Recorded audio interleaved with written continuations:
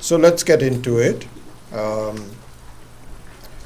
And hopefully one thing we could do is I'd like to finish all the questions today itself. A possibility we may run out of time. And certainly we may not get time for your questions on the answers. So you can certainly write to me. And I do want to really reply to each one of you individually. But I didn't want to do that until we go over, just the answers as I would like to see. And then I will see individually yours. So anyway, so let's with that. So let's start with the very first question.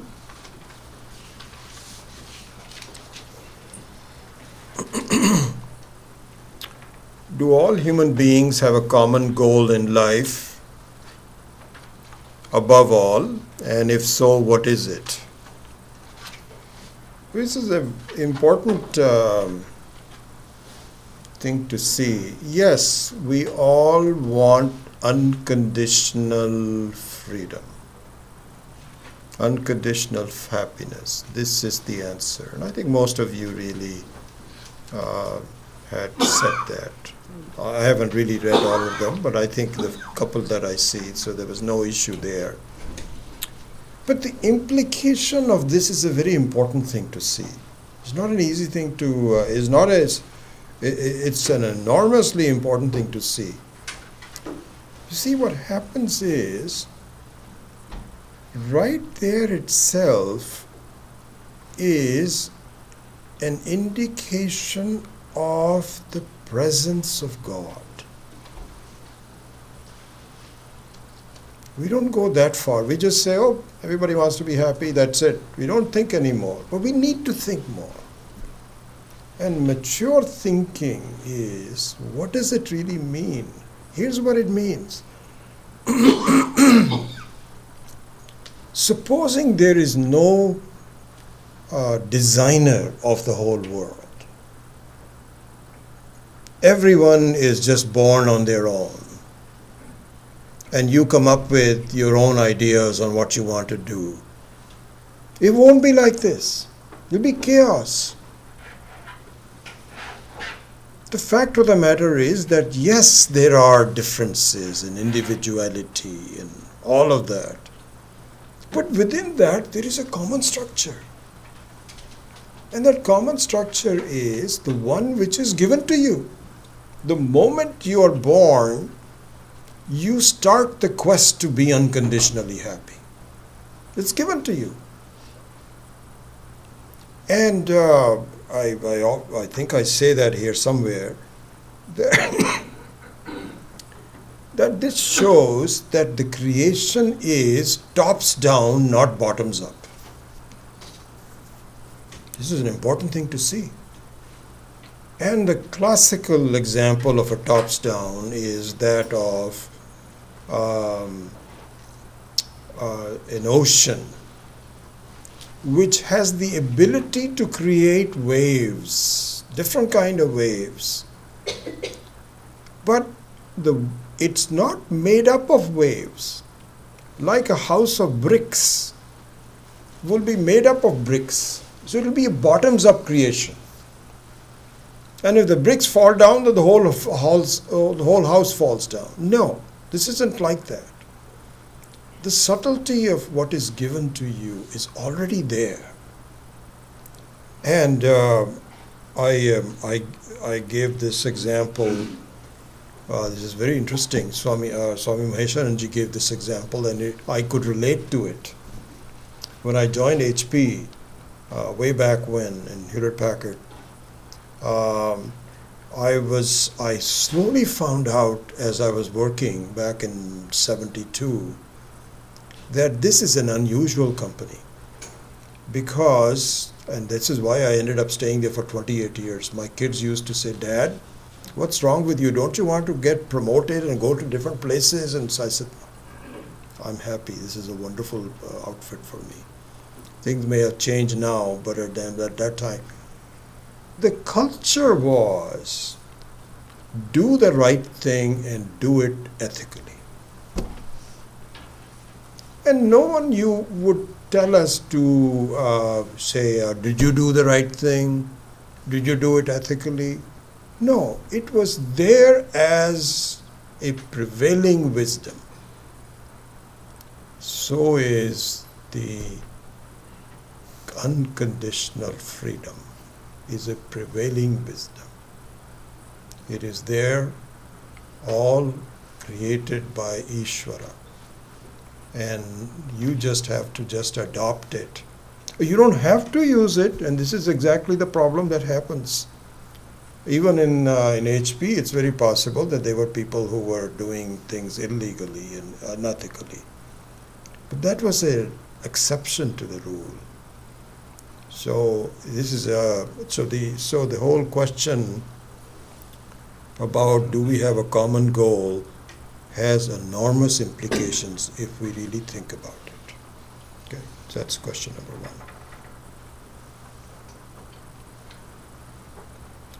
So then the second question is, if this is a common goal, then how is it that we don't reach it? It's almost like catch-22, that we want to be unconditionally happy, but we can't. It's almost like cruelty in some way. How? Why is the reason for it? The reason is that by the very fact that we are born, we are confused about it. The fact of the matter is that those of us that are born is a very small fraction of the people who don't need to be born again. They have already acquired unconditional freedom. So what it means is that the reason we are born is because we are looking for unconditional freedom, but at the wrong place.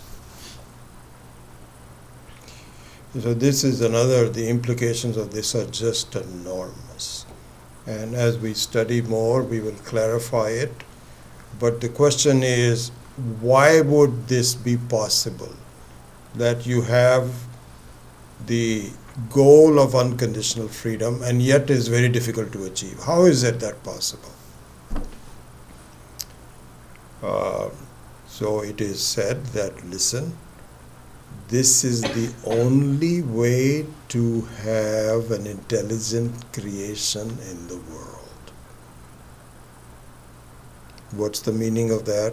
What it means is that this is a subtle subject which will require a lot of explanation, but let me give you a very short end of it just because I want to finish this. If you know the truth, you cannot be unhappy. If you don't know the truth, there's a possibility of being unhappy. This is the creation. And as we will see later on, it is exactly like pretending to have a play. The pretension of the play allows you to have the possibility of winning and losing and problems and so on and so forth. So the reality is not problems. It is the pretension of life which is the problem. This is a beautiful creation. In the end, everything will turn out to be completely okay. But in the meantime, the reason we are born is because we are ignorant of the source of happiness, which is nothing but ourselves, and we are here to find out. This is the reason for we are unable to reach it. It's a search. And it's a search in a direction where I am pointed in the wrong direction. And if I just correct it, it might take a little while, but I will reach the intrinsic truth that I am unconditionally free and I don't know it. So this is the second part of the question. Then, just to talk a little bit about Vedanta, just changing subjects a little bit. Yes, it is part of the Vedas. Vedanta is part of the Vedas. And Vedas are made out of 3 segments, as you know, or you should know. So one is what is called Karma Kanda. So Karma Kanda means the one which is primarily associated with doing things. We can do a number of things by doing. The second segment is what is called Upasana Kanda. And so here, doing things not physically as much as mentally.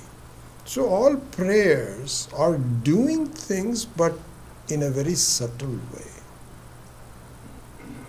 So that's the second part, called Upasana Kanda. And sometimes the Upasana Kanda is merged with Karma Kanda. So sometimes the Vedas are said to be only of 2 segments, not 3. And so Karma Kanda, which includes Upasana Kanda, and Jnana Kanda, which is knowledge. Why is it this way? Is there a reason for it? Yes. As we will see, as we proceed along with the rest of the questions, there is a reason for it.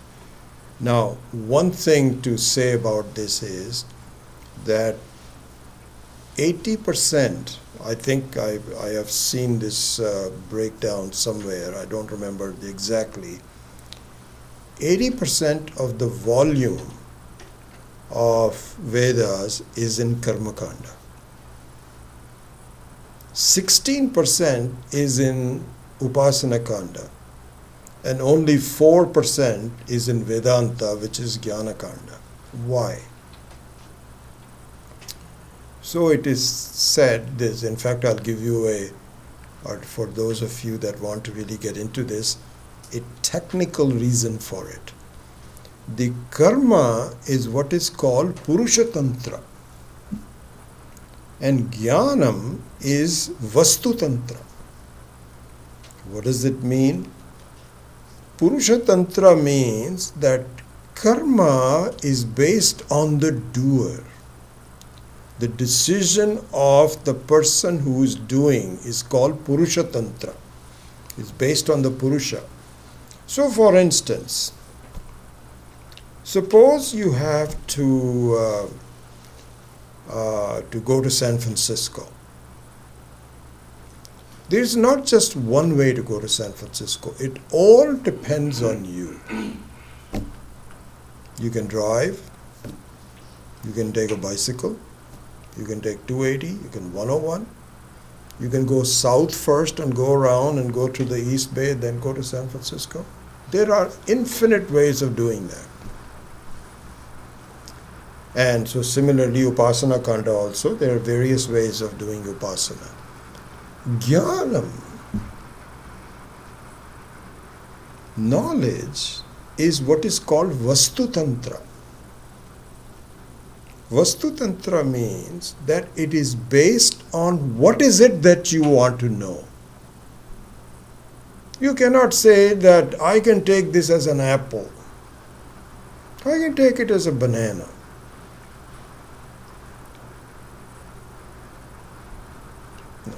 Can't do that. You have to be true to what the Vastu is.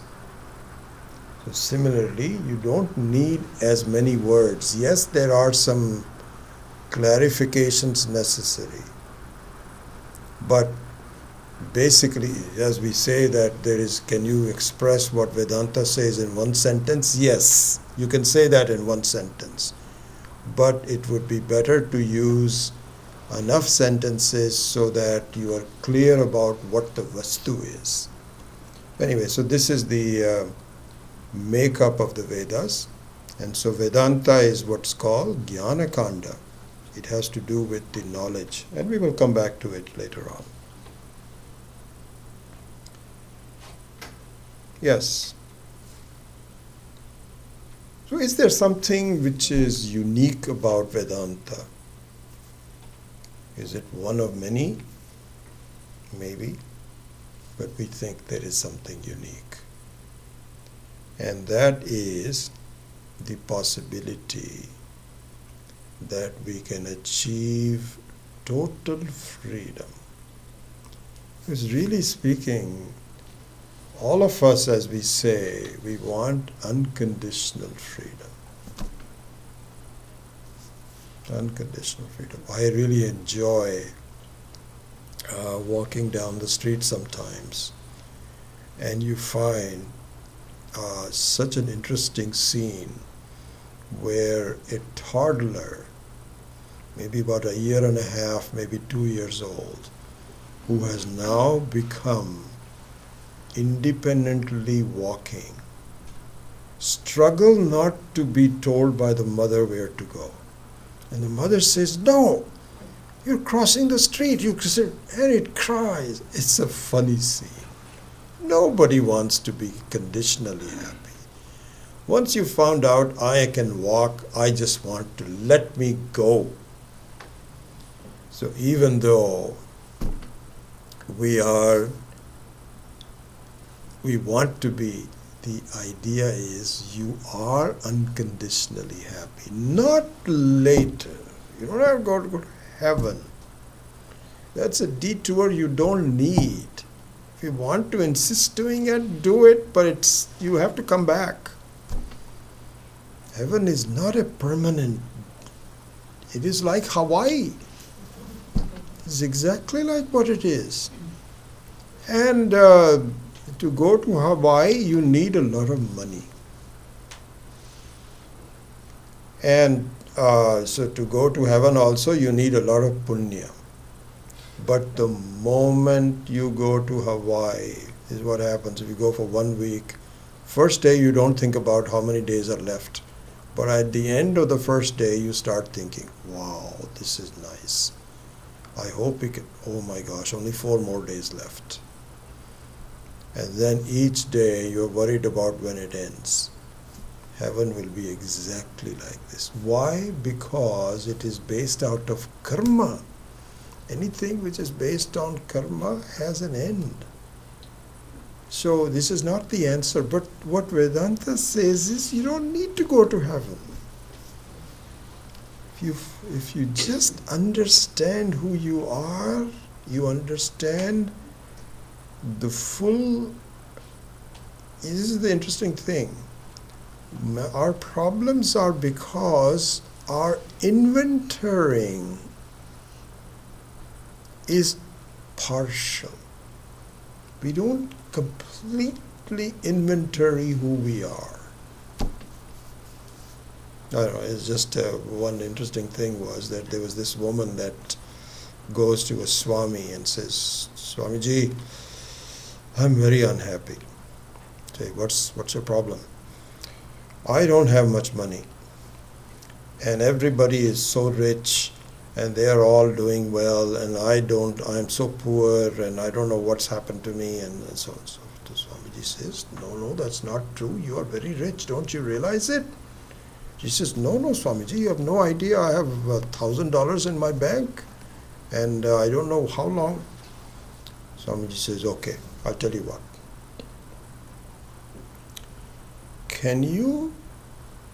There is a person who needs a transplant of an eye. Can you give your left eye for $1 million? And she says, no, Swamiji. So Swamiji says, okay, you have $1 million on your left eye. Write it down. Similarly, you say, my God. So the whole idea is I do not have an inventory which is accurate. I have not counted everything that I have. Once I do, I am free right now. not later. This is the unique message of Vedanta. Then just further, just I think very obvious, is Bhagavad Gita the same as Vedanta? Yes, it is pretty much the same. It is the fifth Veda, it is called. Then is the Bhagavad Gita part of Vedas? No, it is composed on the basis of the Vedas, because this is an interesting thing to see. The Vedas are as natural as the whole creation. By that it is meant, it is always there.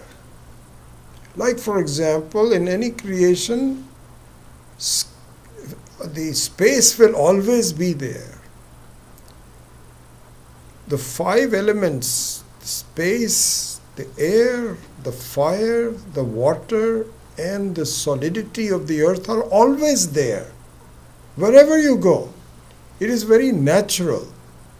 Vedas are always there, indestructible, not created by a human being.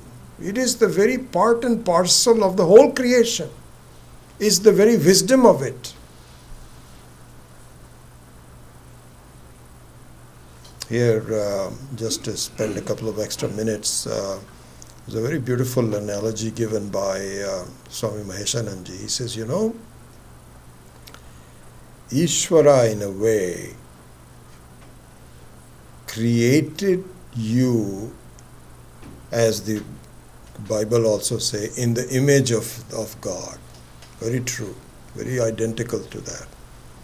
Ishvara himself entered the individual jiva, which is in the form of problems. The very individuality means problems. I don't have my health problems, I don't know this, I don't have enough friends, I don't have this. Problems. Relative problems. So Swami Maheshananji says it is very much like you have fallen into a well. Ishvara himself has created various wells, and he has lowered himself in the form of jivas in the well.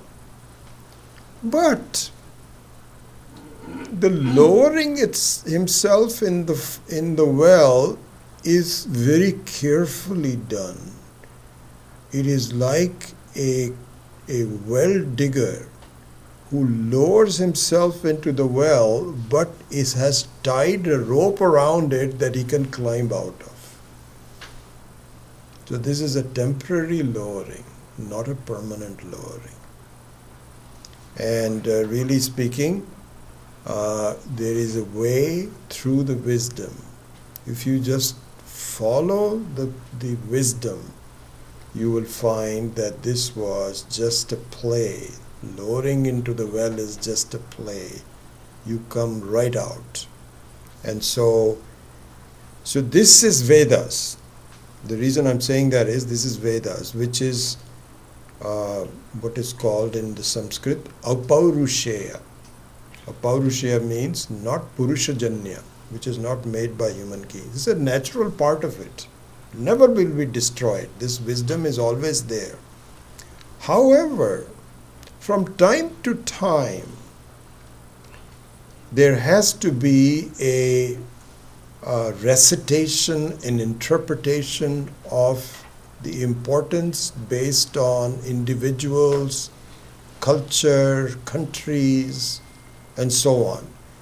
And in that manner, the Gita is a recitation of the Vedas, but highly regarded because it captures the very essence of the Vedas in a very accurate and complete manner.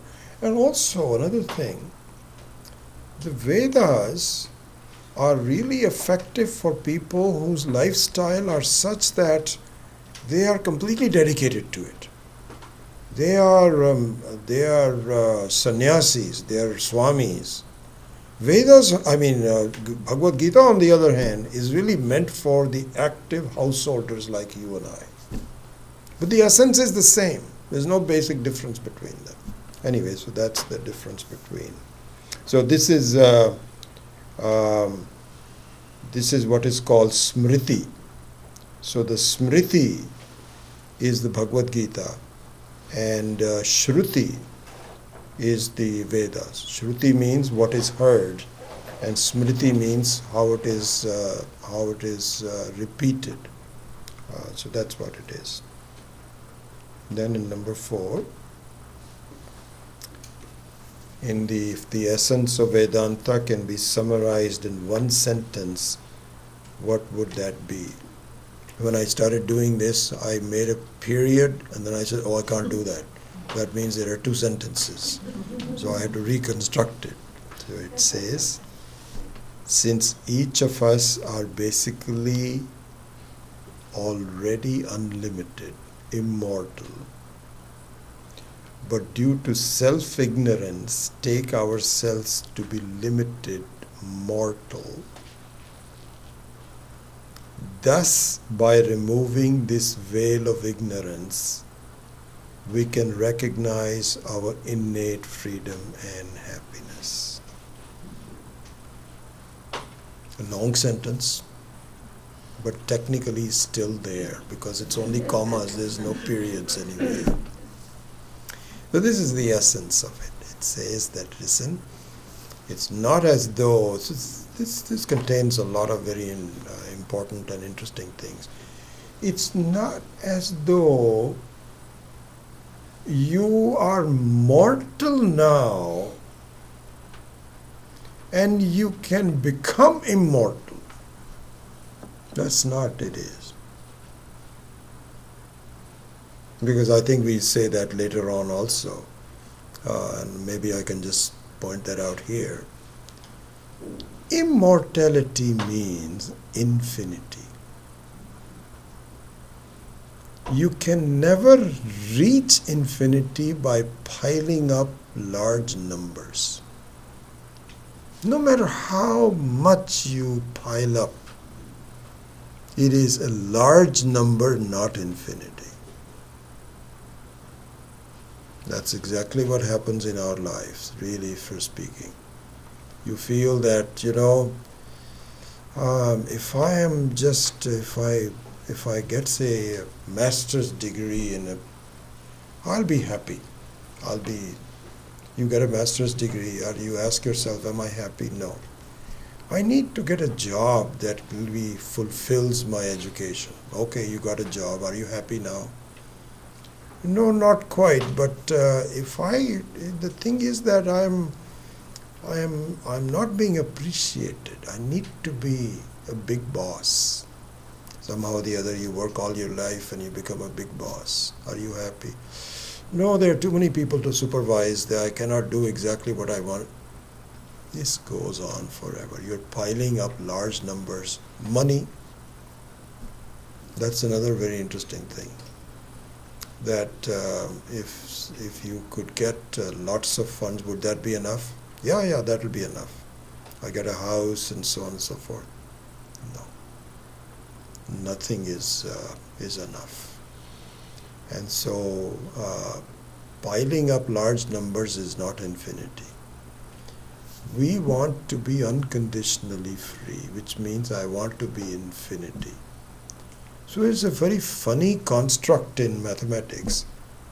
You cannot reach infinity. You are either infinity or you are not.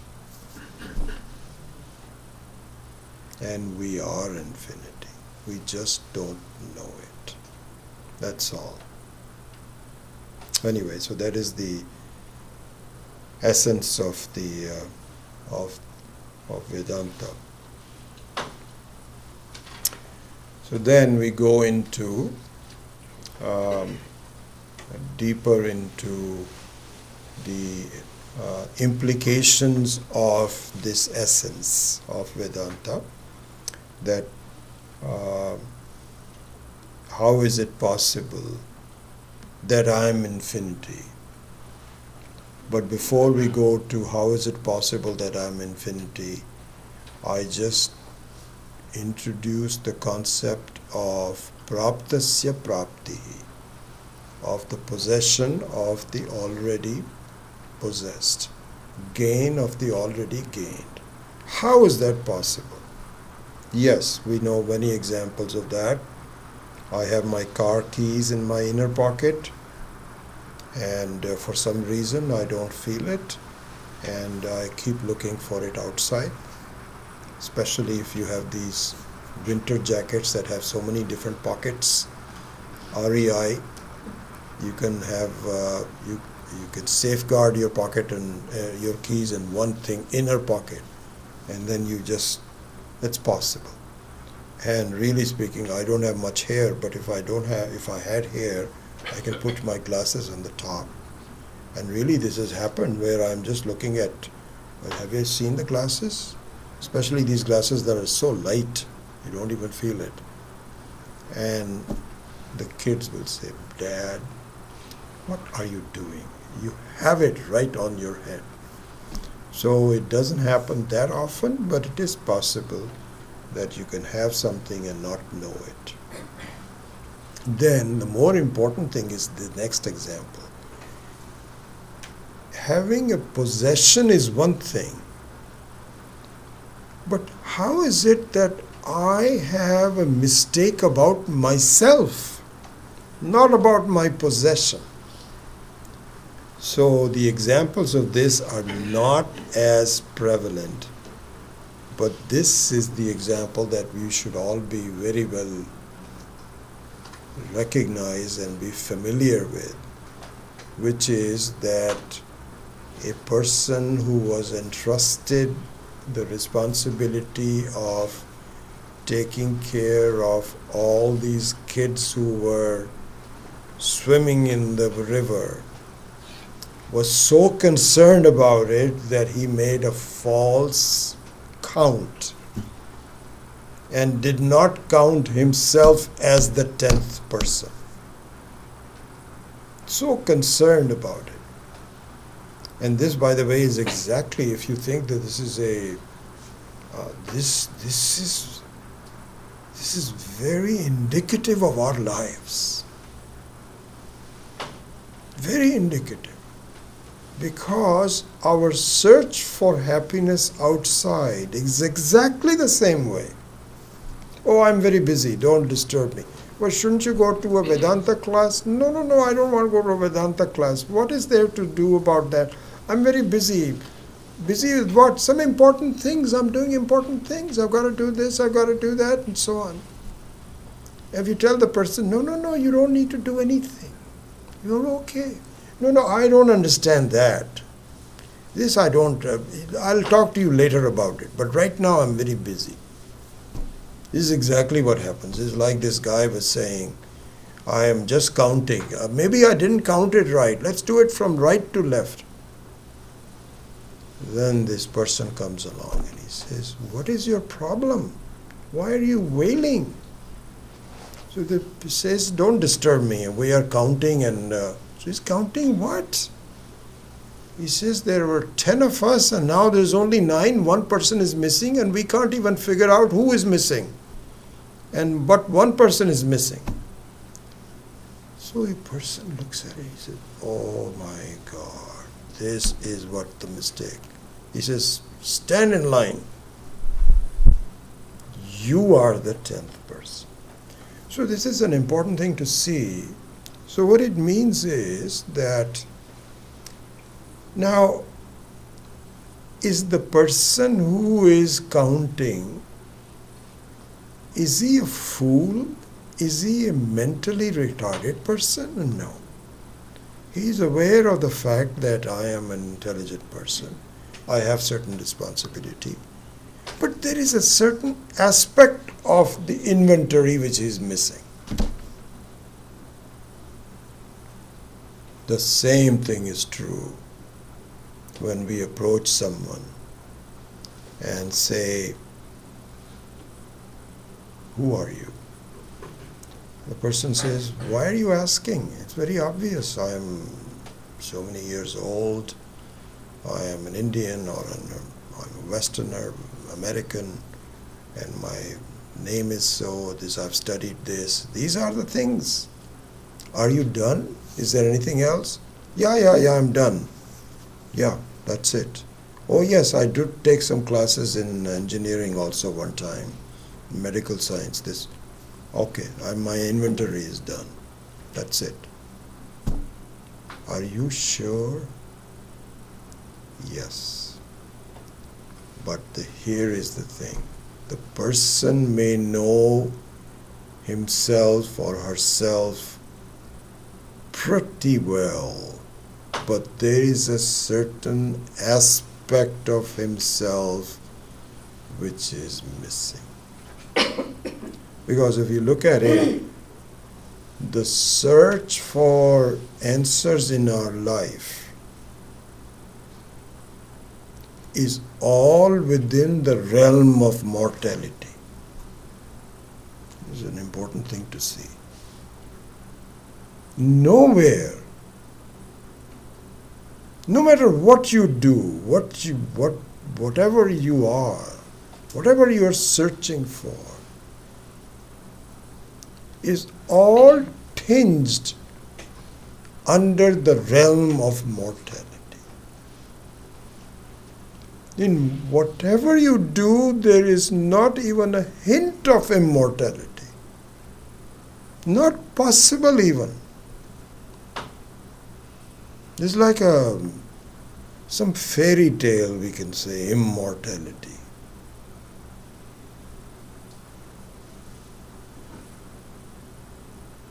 And yet that is the truth. That is the one place where you're not looking. You are assuming you are mortal.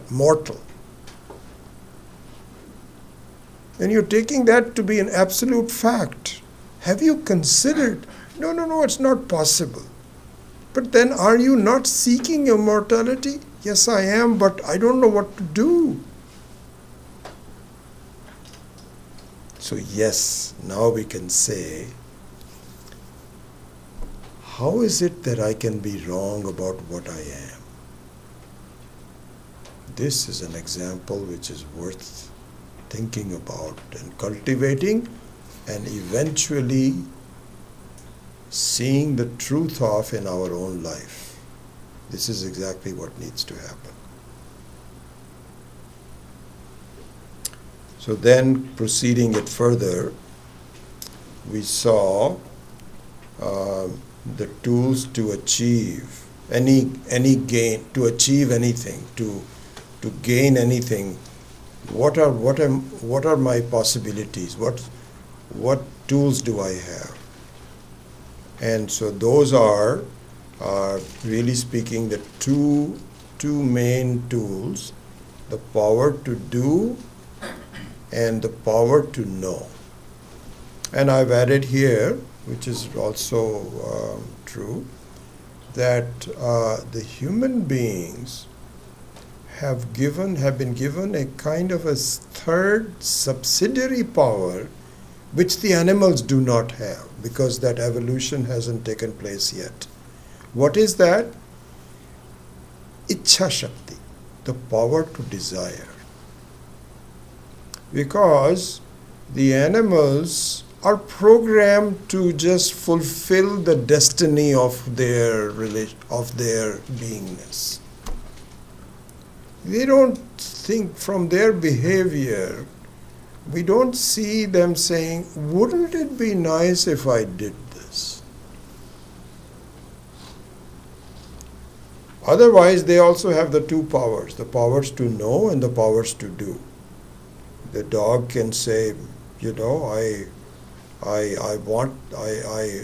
need to get that food, and he walks towards it. And so he knows that there is food, and it walks towards it. Similarly, all the animals. Human beings have this third one, which you have the Ichha Shakti. Anyway, those are fundamentally the two main tools that we have, to know and to do. Then,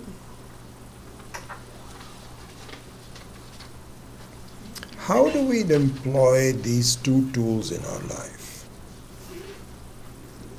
Very simple.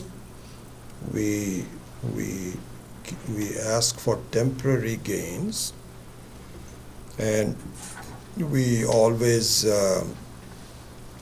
look for something that is understandable, and then we try to acquire it. If we don't understand something, we don't desire it. There is no desire without some understanding. My teacher used to give this example, which I may have shown you, before, where he would say, I have gagabugain in my palm, and how many people can give me $25 for gagabugain? So people will say, well, what is it? Well, that I can't tell you. But can you give me $25? The people will say, if you want $25, we'll give it to you. But if you want us to really understand, you have to show me what it is. No, I cannot show you. That doesn't happen. So we don't have desires for things that we don't know. But once we know something,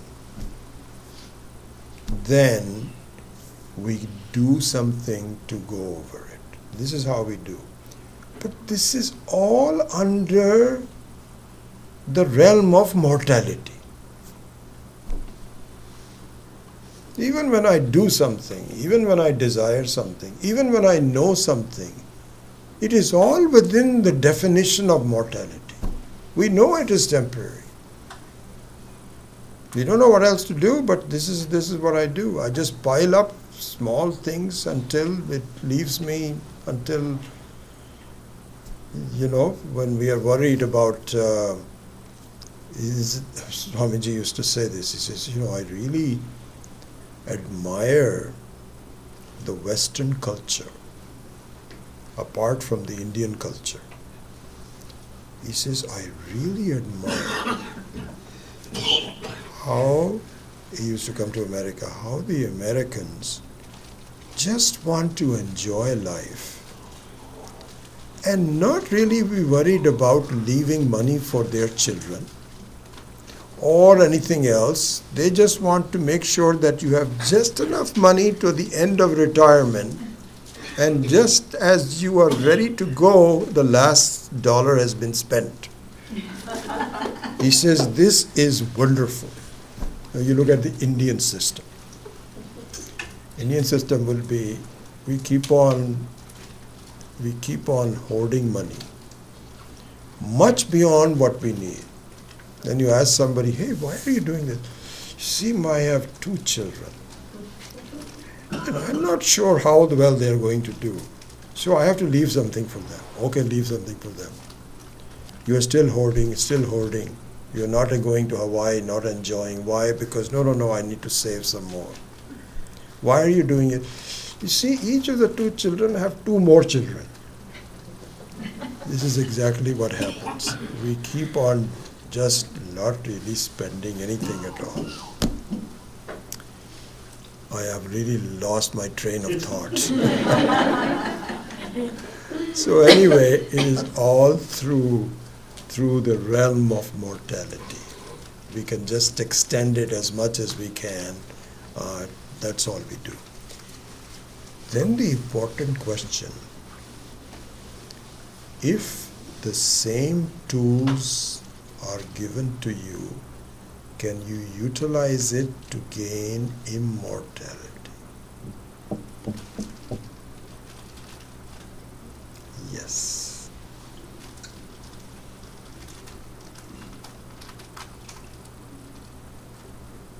Anyway, this is just some textual. In the vision of Vedanta number 7, is it possible that the same 2 tools can be positioned to achieve ultimate freedom? Yes. That example of the lowering into the well means, yes, you can lower yourself in the well, but you can come out of it. Yes. And that means you have to utilize the power to do and the power to know adequately. And so this example, this is a very important example which is often quoted in our Shastra. So the story is that you've heard of farmers committing suicide because their crops failed, and this happens all the time. Thousands of people.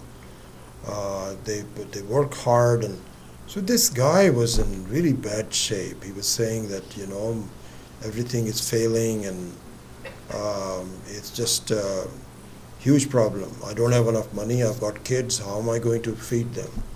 So he was visiting his father's friend, and his father's friend said, "Listen, your dad once confided in me that he made quite a bit of money in these crops, and he bought some gold, and he's buried it in somewhere on the property, and he was going to tell you. Unfortunately, this guy had a heart attack and he died. He didn't get a chance to tell his son about it. But he says, I'm telling you, it is there. I don't know where it is, but it is there."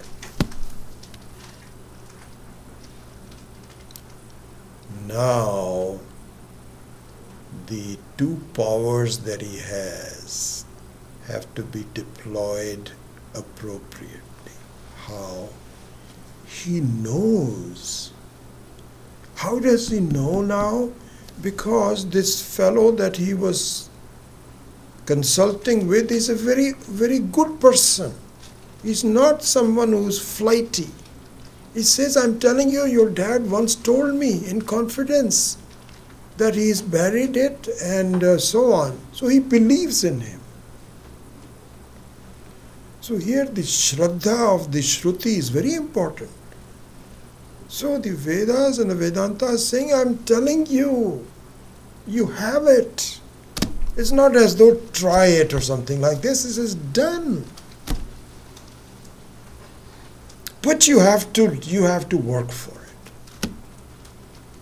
So the karma, the kriya shakti, the power to do, has to become subservient.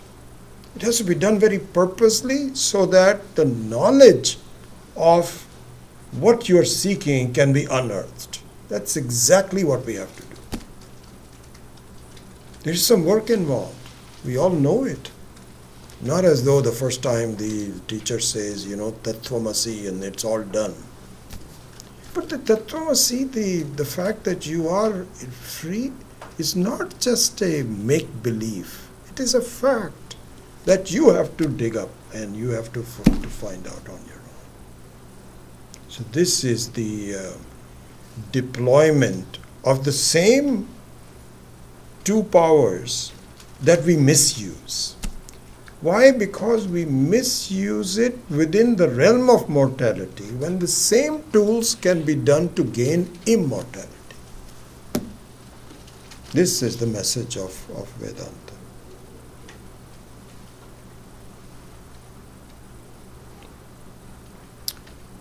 So here, some side question. Can I not use the Kriya Shakti to achieve immortality?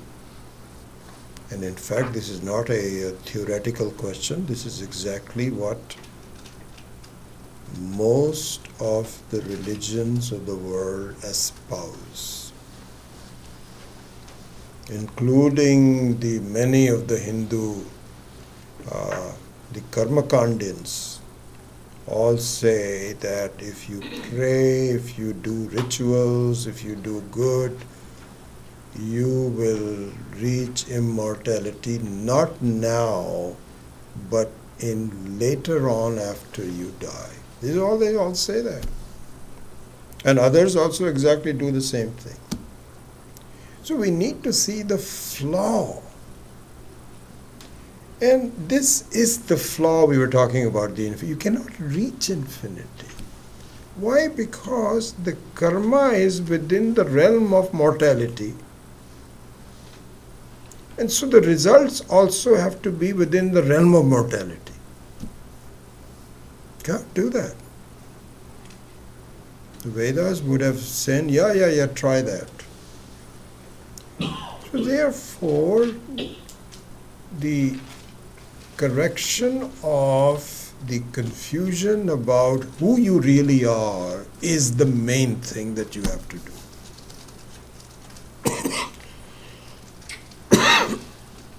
So jnanam and karma have to be correctly positioned with respect to each other. So in the example of the farmer, it's not as though you are randomly digging.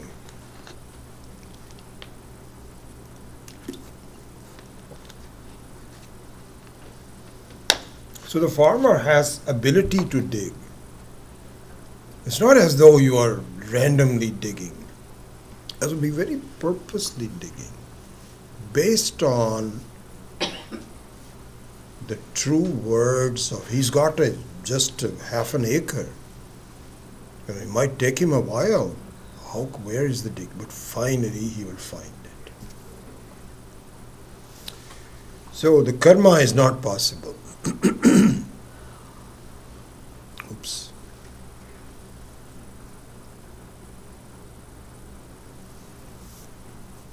Sorry.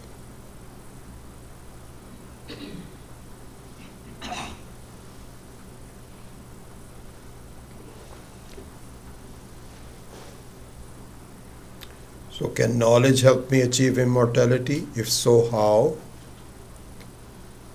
It can if I am already infinity, I am unconditionally free, same words, and I just don't know it. I'm confused about it because I haven't really done the proper analysis of what I have and so on and so forth. My inventorying is not proper.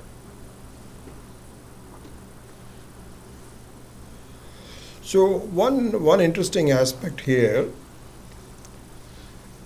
that I need to be very clear about this.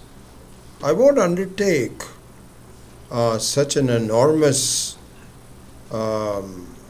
undertaking unless I am assured that this makes sense to me. Okay? So here several examples are given, but two of them that I should take to heart are as follows. One is, a thing is comfortable with what one is. So a stick is comfortable with the form of the stick. If you bend it, it unbends, just like a tail of a dog. So the natural state of something is where you are comfortable. You don't need to change it. If you need to change it, that means that is not the natural state. And I am not comfortable with myself as a mortal person.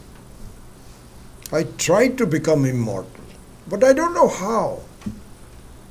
So this is a very clear case that mortality is not your natural state. Immortality is. Number one. And to make it really interesting, a taste of immortality is given every night.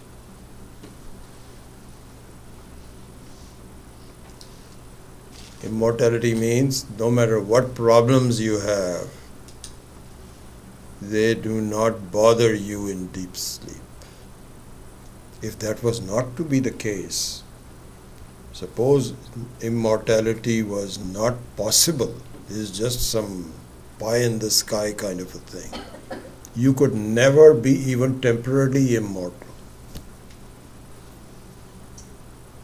So yes, this is very much so, that knowledge of immortality, which I am already there, is very much there, and then I can get it. I can understand it. I can achieve it. Oops, same thing. I made a mistake on turning it from the right side. Should do the left side.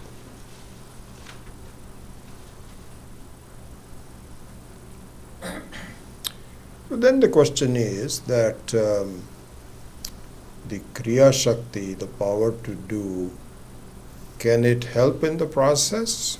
Yes, very much so. Because now we come to the discussion of an important discussion on the reason, the conditions for gaining knowledge. Conditions for gaining knowledge, and the Kriya Shakti is important to do so. This is clarified in number 8. What is the key to gaining knowledge? I don't know how many of you answered this correctly. You can see for yourself. I haven't seen your answers yet. The answer to this question on what is the key to gaining knowledge, any knowledge, either worldly or spiritual, is eligibility. That's the answer. Eligibility. Because knowledge is Vastu Tantram. It's not Purusha Tantram as we went before. It doesn't depend on your saying, no, I think I know. Your ability to know is important. And the more subtle the knowledge, the more preparedness you need. This coronavirus, for example. You cannot just see it with naked eyes. Bacteria also you can see with some kind of a fine-tuned instrument. Virus is something which is much more subtle. I have no idea how they look at it, but as you see these strange pictures these days with pink and blue, but it requires something which is so subtle, requires the appropriate fine-tuning of the mind. And karma allows you to fine-tune your mind. I don't know, let's see what's the... before I do that, so what do you mean by fine-tuning the mind? Fine-tuning the mind means I need to have a way of thinking which is not gross. Gross thinking means likes and dislikes. I don't like that person. I don't like this attitude, and so on and so forth. I'm so involved with obvious things that I miss the subtlety of it. This is what karma gives. This is what the lifestyle gives. And so there's a separate discussion for all of that. But that is the answer to the question of it is all about eligibility. When this is true for worldly knowledge too, not just spiritual knowledge, but especially true for spiritual knowledge. Then here, and these questions are all with respect to the very normal misconceptions that you have to experience things. Just bookish knowledge is not going to be important. You have to experience things, and so on. All of that. So there's a lot to be said about that. But just as a fundamental analysis of this, is the experience the same as knowledge? If not, please give an example. So there we say that an experience can be with knowledge or without knowledge. It's possible. You can do it either way. So in the sunrise example, You can enjoy sunrise without knowing that the sun doesn't rise, or with knowing that the sun doesn't rise. All that happens is that if you know that it doesn't rise, you're enjoying it even more. Because you say, why goodness? Amazing. Amazing that this is the phenomena that I'm seeing. You have a certain insight into it. So there we say, similarly to a person who has finished the introduction to Vedanta, has understood the whole thing, is basically free. You can glimpse the immortality. That doesn't mean that you stop living. Your body can still give you problems. The world still appears to limit you, but you have a pleasant insight that, my goodness, despite my being immortal, mortality appears to be still there. This is exactly like seeing the sunrise with an understanding. Anyway, a lot of implications to this, and as we study further, I'm just giving you a quick summary of the various things and so on. Anyway. So then the last question with respect to the eligibility. What is it? What is the most important eligible thing? Which is to be discriminative in our ability to distinguish between two things. So, one is a general intelligence. It's interesting, you can almost distinguish between the two words intelligence and wisdom.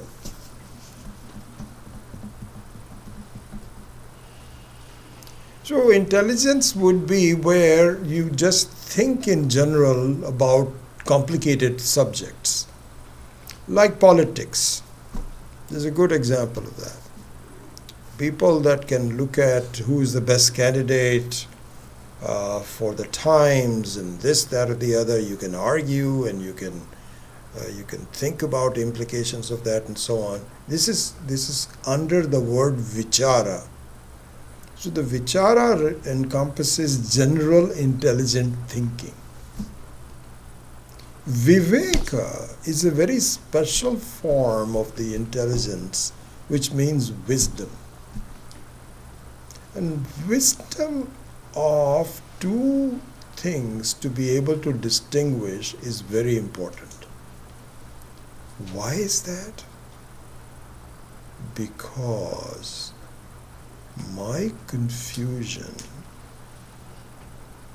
is to distinguish between two things that look alike. And here, of course, we're going to study this in much more detail later on. But I think just as a quick example of this is that of looking at your reflection in the mirror.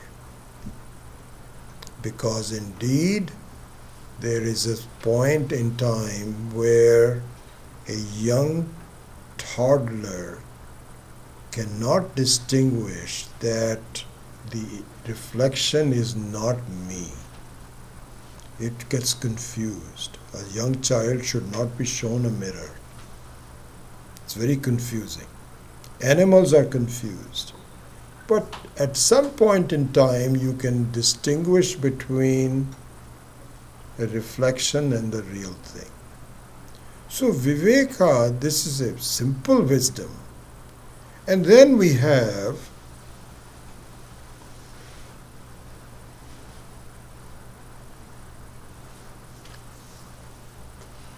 the viveka for knowing the truth is that I am unconditionally free, but I appear to be conditionally free. So the typical example is that of space versus a room space. So the room space is not different from space, but it's confusing to a person. Anyway, I'm running out of time. So, and then I think that I just borrowed from the class of August 17th that the types of viveka between the role and the actor, between a movie and life outside a movie, between a person and reflection, between goal-centric thinking and ornament-centric thinking, between dream and a waking state, sun rising and not rising, between a rope and a false snake, between love and attachment, between karma and karma yoga, and finally between Atma and Anatma, I and the not I.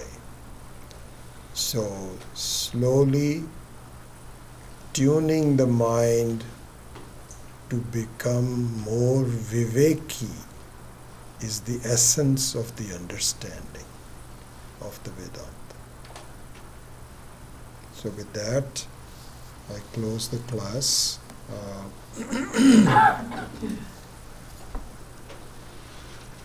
And I hope the exercise was useful to you, and certainly I will write to you individually, but in the meantime, if you wanted to just give me any of your views, you're please welcome to. And I think one of the side benefits is that I know the people who are active and engaged, who have bothered to send me their answers, and I really appreciate that. And I will follow up with it and maintain that contact with you in one form or the other. So let me say a quick prayer, and then if you have any other general questions, then you could welcome to stay here. I have the time. Om Asato Ma Satgamaya Tamaso Ma Jyotirgamaya Mrityorma Amritam Gamaya. Om Purnamadah Purnamidam Purnat Purnamudachyate Purnasya Purnamadaya Purnamevavashishyate.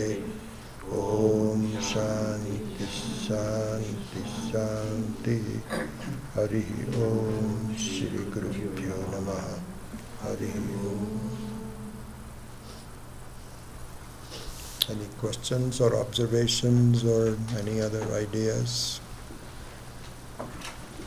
Can you elaborate the last point? The last point being... so it was about Viveka. Yeah. So what about it? I mean, that's a huge topic. What do you want me to... One thing, while you are still thinking on that, I should let you know. Some problems have come up with our use of this classroom. And there is a possibility that